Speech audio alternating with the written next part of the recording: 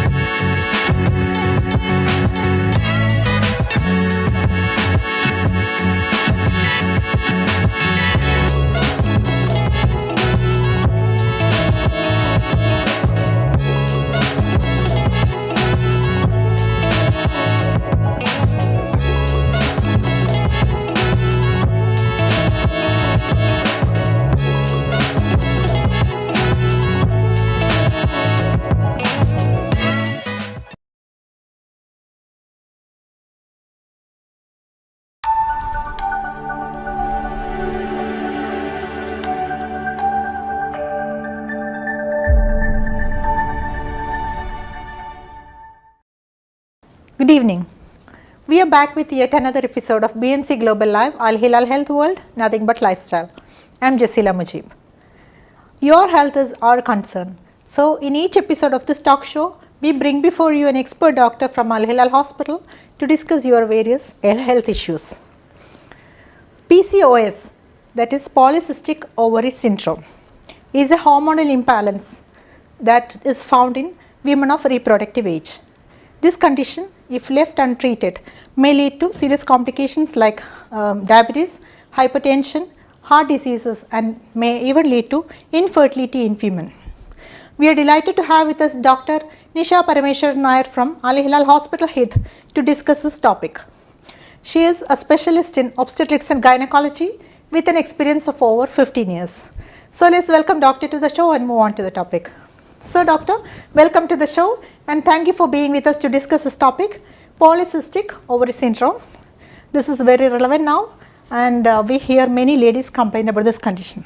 Thank you, Jasila, for giving me this opportunity, and thank you BMC for giving this opportunity to give a small talk about polycystic ovarian syndrome. Okay, Doctor, it's a pleasure for us. Thank you. So Doctor, let's begin by discussing what is PCOS or polycystic ovary syndrome. Polycystic ovarian syndrome, we commonly call as PCOS. It's a condition characterized by menstrual irregularity, features of hyperandrogenism like acne, hirsutism, alopecia, obesity, and ultrasound finding of polycystic ovaries. So it can commonly say it as a hormonal imbalance, or you can say it as a most common endocrinological and metabolical disorder seen in women of reproductive age group. Okay. So it can affect women of any age group. Mm-hmm. Most commonly seen in women of reproductive age group, but seen in adolescents to perimenopausal age group. Okay. So Doctor, we would like to know more about the symptoms of this condition.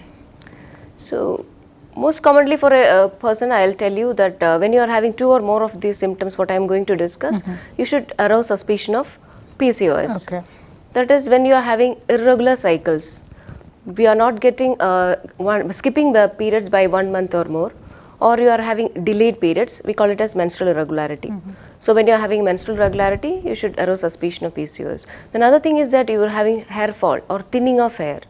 It starts as diffuse alopecia, then you go to male pattern of baldness or receding of hairline. Then the other thing is that you are putting on weight in spite of no change in lifestyle, or you have difficulty in losing weight in spite of trying. The other thing is that facial hair, we call this a hirsutism, excessive male pattern of hair in the upper lip, jaw, chin, body, all over the body. It's called hirsutism. These features, any of these are there, you have to arouse suspicion of PCOS. Okay. Another thing is that sometimes we notice that discoloration of the neck, blackish brownish discoloration of the neck, chest, lower back, etc. So these are the symptoms of These are the symptoms. usually found symptoms. Yeah, so clinically, when clinical features, if you are asking, I'll tell you menstrual irregularity, that is irregular menstrual cycle or amenorrhea, that is the most common finding. Then obesity, infertility, features of hyperandrogenism, acne, hirsutism, alopecia, or sometimes the patient may, elder age group, they come with diabetes, hypertension, lipid problems like dyslipidemia, we commonly say like that. Okay. These are the clinical features of PCOS, but when you are having 2 or more of these symptoms, you definitely have to have a checkup. Okay. So who are all prone to PCOS, or around what group you find usually? See, PCOS can occur in any age group, but most commonly we are seeing cases in women of reproductive age group. Adolescents are also prone to this PCOS. Nowadays, during the last few decades, we have seen increase in the number of PCOS among adolescents as well. So the overall prevalence, we can say it as 6 to 10% globally. About 50% of the women with infertility will have PCOS. Okay. How would I know that I have PCOS? When should I visit a doctor? So I told you, the clinical features, when you are skipping a periods, or you are having irregular periods like missing a period, or irregular, consistently you are not getting periods, like that, it's one condition. Then excessive hair fall, thinning of hair or excessive hair fall, acne, hirsutism, which are not responding to the regular treatment, you should definitely go to the clinician. Or if you are putting on weight, excessive weight gain, 2 or more these features if you have, you definitely have to go for a checkup. Okay. Then we have to go for the clinical checkup. But most commonly, people will come during that infertility time, when they are getting married. After marriage, when they are not conceiving, when they are having a problem, that time only most of the people come for a checkup. Okay. So that time it will be late. Yeah. So, doctor, what are the causes? Can you mention the causes of PCOS for us? The causes of PCOS is multifactorial. Most commonly, it is a genetic link. Okay. So, if a woman is having PCOS, it's more likely that another woman of the family, either from the father's side or mother's side, will definitely be having this complication, this PCOS. Then environmental factors, lifestyle modification also add to this. So, the inheritance, we can say it as it's a complex inheritance. There's a main cause of any other causes for PCOS? This lifestyle modification, lifestyle is changes are very much significant in a person is having genetic code of PCOS.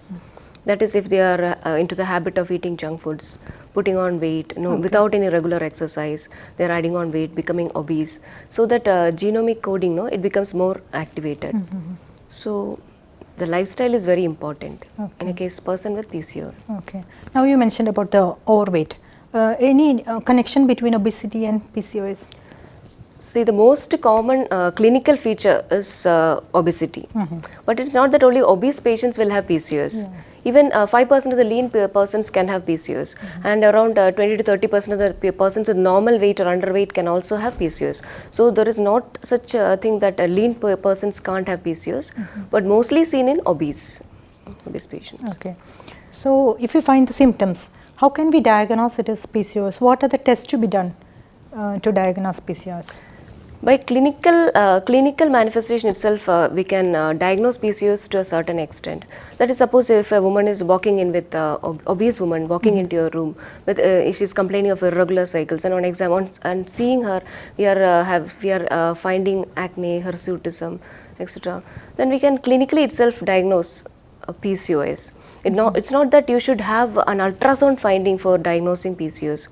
So we have got a definite criteria for this diagnosis of PCOS. We call it as Rotterdam criteria. Most commonly accepted criteria is Rotterdam criteria. Any 2 of the 3 symptoms should be there for the diagnosis. So the criteria says you should have either oligo-ovulation or anovulation. Then features of hyperandrogenism, that is acne, hirsutism, alopecia. This could be diagnosed either clinically or biochemically by a lab test. Then is the ultrasound finding. Ultrasound showing polycystic ovary. Any two of the three is only needed. So it is not that you have an ultrasound finding of polycystic ovaries that you are diagnosed as PCOS. Not like that. Two criteria should be there. So coming to oligo-ovulation, there is a confusion that people with regular cycles can have ovulation, irregular cycles can only have an ovulation. It's not like that. People with regular cycles also have an ovulation. So the definite diagnosis for oligo-ovulation is by testing progesterone. Progesterone on day 21 will give a definite diagnosis that you are ovulating or not. This is mostly significant in the case of infertility cases. The other thing is lab tests we used to do, that hormone profile we used to do. That is the most commonly tested are FSH, follicle stimulating hormone, and LH. Then other hormones like prolactin, thyroid, these are to rule out other causes of menstrual irregularity. Then in testosterone also will do, because she will be having this androgen excess, no? So free testosterone, total testosterone also we will do. Then elder age group, they will be having pressure, sugar, like that problem. So glucose tests, these people with PCOS, they are more prone to have glucose intolerance. So we usually do the fasting blood sugar and 75-gram glucose test and 2-hour sampling. Then the other thing is fasting insulin. Then the last we usually do the cholesterol profile, that is called as lipid profile. These are the common tests we have to do in a person suspecting PCOS. Then some people usually ask, why doctor you are doing thyroid and prolactin? So this thyroid and prolactin also are hormones. They have to be tested to rule out the causes of menstrual irregularity. Okay. Now about the symptoms you told, then you mentioned about the acne. What type of acne do you find during the PCOS? Yeah, that's a good question. So see, normally all acnes or breakouts can't be due to PCOS. This the cases mostly seen will be cystic or large acne. Then this acne will be coming in clusters. There is they are not responding to the usual remedies, that leading to scarring. This is the type of acne we've seen in PCOS. Okay. Doctor, what are the complications associated with PCOS? That's a main topic we want to discuss. Yeah, there's always a doubt whether we should treat PCOS or not. The answer to this question is definitely we have to treat PCOS, because PCOS is a condition which can lead to long-term sequelae or complications, that we call it as metabolic syndrome, that is obesity leading to glucose intolerance or diabetes, hypertension, cardiovascular abnormalities, then infertility. Then these are the main complications. We call it as metabolic syndrome. See, if untreated, it can lead to infertility problems as well. Then during pregnancy also, these patients can have problems like miscarriage, gestational diabetes, mood disorders, anxiety. So definitely the answer to this question is PCOS has to be treated. Doctor, I would like to know more about the menstrual irregularities associated with the PCOS. Yeah. So I have been telling menstrual irregularity in PCOS, right? So we have got a criteria for considering irregular cycles, irregularity in periods. That is up to 1 year of attaining periods or puberty, any abnormality is considered normal. Okay. So after 1 year to 3 years, cycle length less than 21 days or more than 45 days is considered abnormal. More than 3 years of attaining periods to perimenopausal age group, cycle length less than 21 days or more than 35 days is considered abnormal. So it will be around less than 8 cycles per year. This is the commonest thing we say as irregular periods, irregular cycles. Okay. So once a woman is diagnosed with PCOS, what are the treatment options you prefer? Yeah, interesting. That we categorize the patient into what sort of treatment we have to give. Suppose if an married woman without children, say she's planning pregnancy, the treatment is to make her pregnant, no? So we give ovulation inducing drugs, because these patients will be having oligo-ovulation or anovulation. So we will be giving ovulation inducing drugs and fertility treatment. Suppose a person is coming with already completed family and her problem is only menstrual irregularity, we will be putting on her birth control pills to get the periods regularized. Okay. So that she gets a regular cycle. Suppose if it is an adolescent girl and her problem is acne, hirsutism, this androgen excess problem, we'll put on a definite birth control pill which attends to this sort of problem. So we categorize and then only treat the condition. Suppose already completed families, a little bit on the elderly woman, they will be reluctant to take this birth control pill. For them, we advise at least withdrawal bleeding with progesterone. We give last 10 days of the periods, we give progesterone and get them withdrawal bleeding. So if left untreated, no, this unopposed estrogen, they are not ovulating, no, so only the estrogen hormone is there, no progesterone. So unopposed estrogen can lead to cancer. The most common is uterine cancer and breast cancer. These are the other causes, late time complications of PCOS. Okay.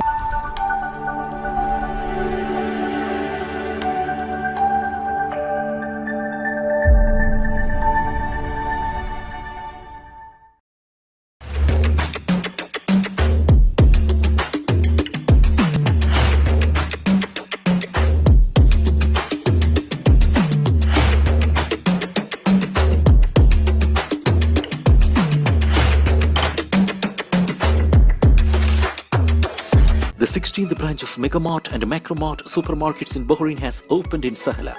The best offers are available to the customers at affordable rates. Everyone is welcome.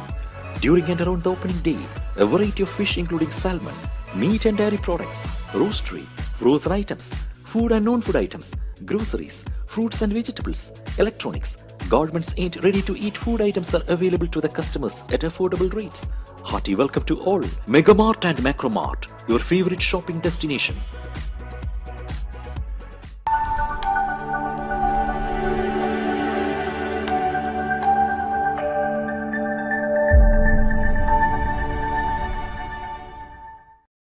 So, doctor, how does PCOS cause infertility in women? See, people come with infertility problem. Most common people coming with infertility problem will be having irregular cycles. These irregular cycles will lead to will be the cause of anovulation. So if only ovulation is happening, there is chance of getting pregnant. So that is the main cause of infertility. Okay. So any lifestyle modifications we can go for to control PCOS? Yeah. Medicine plays its role, but the most important or key factor is lifestyle modification. We have to take a balanced diet, not fasting or like that. We have a proper balanced diet should be taken and should be consistent in that. Then exercise is also very important. Diet in the sense low carbs, high protein, low fat diet with lots of vegetables and fruits should be included. Then small frequent meals will be helping. Then exercise also, at least 30 minutes regular exercise is very much needed. Then avoid junk foods and all. So, doctor, please explain the lifestyle modifications we can go for to control this PCOS. Lifestyle modification is a very important part of PCOS. So, we have to take a regular and balanced diet. The diet low in carbs, high protein, low fat, vitamins, minerals should be added. And it's not that you should skip a meal. Take small frequent meals, that is more enough. Then exercise. Daily exercise or consistently doing exercise is very important. It could be either a walk for 30 minutes or Zumba or anything you can do. Whatever you like you can do, but it should be consistent. Then we have to avoid stress and get a good sleep. Okay. And mental health is also very important. Okay. So, doctor, you explained everything in a detailed manner. Thank you very much. And any advice from your side for our viewers on a healthy lifestyle to control PCOS? So my advice is that lifestyle modification is very important in the case of PCOS. So obesity is the most common clinical condition. So obesity has to be kept under control. That is by a proper lifestyle. Diet is a very important part. You should avoid junk foods. Then diet low in carbs, high protein, low fat, essential vitamins and minerals should be included. Along with that, you have to take moderate exercise. Exercise at least for 30 minutes, walking or any type of exercise like Zumba, dance, whatever you feel like you can do the exercise, but make sure that you are consistent in that, diet as well as exercise. Because obesity, if you are controlling obesity, to an extent you can keep PCOS under control. So my advice to viewers is that if you are having any problem like menstrual irregularity, acne, hirsutism, alopecia or overweight or obesity, it should be suspicious of PCOS and make sure that you get a checkup to assess whether you are having this condition. And that if you are having an ultrasound finding of PCOS alone, it's not diagnosis of PCOS. You may not be having PCOS because you should have the other factors also. Okay, thank you, doctor. Thank you for being with us and giving us a lot of valuable information about PCOS. I accept it. It's my pleasure to have a talk with you. Thank you once Nice to again. see you. So viewers, I hope this was an informative episode. As doctor said, if you find any symptoms of PCOS, don't panic. Go for a clinical examination and take care of yourself. Be happy, be healthy. This is Jasila Mujib signing off. Good night.